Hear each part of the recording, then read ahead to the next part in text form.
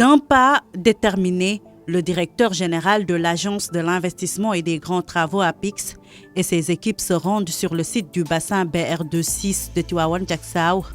L'action entre dans le cadre de la journée de mobilisation citoyenne initiée par le chef de l'État, Bassirou Diomaye Diakhar Faye, dont la deuxième édition se tient ce samedi. Le président Bassirou Diomaye Diakhar Faye, que nous félicitons pour sa posture et sa détermination à amener des ruptures exceptionnelles au niveau de l'État du Sénégal, au niveau de son gouvernement, mais en même temps à son premier ministre, le président Ousmane Sonko.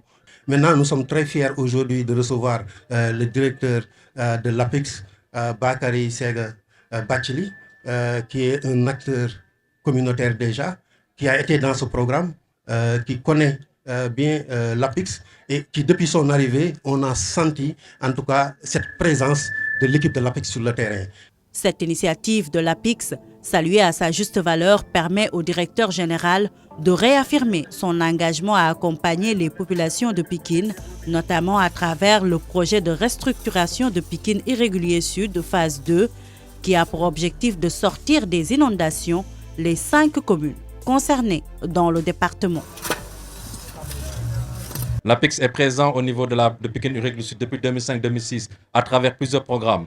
Nous avons été présents au niveau de la phase 1 de Pikine Irrégulier Sud et la phase 2 de Pikine Irrégulier Sud. Et nous comptons continuer ce travail-là dans le cadre d'une phase 3 qui va arriver bientôt. Tout ça pour réduire l'impact des effets négatifs de la gestion des eaux, des inondations et des eaux pluviales et des eaux usées aussi dans sa globalité.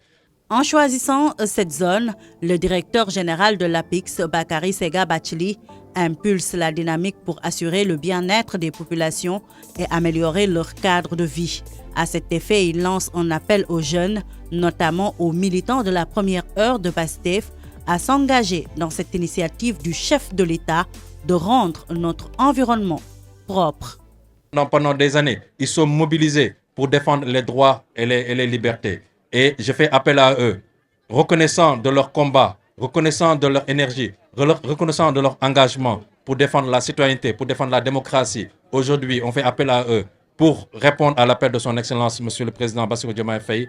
Après le site du bassin BR26, Bakary Sega Bathily s'est rendu dans les sites du bassin BR37 et BR39, toujours à Tivaouane-Diacksao. Sur place, il a procédé au même exercice en s'impliquant dans le curage.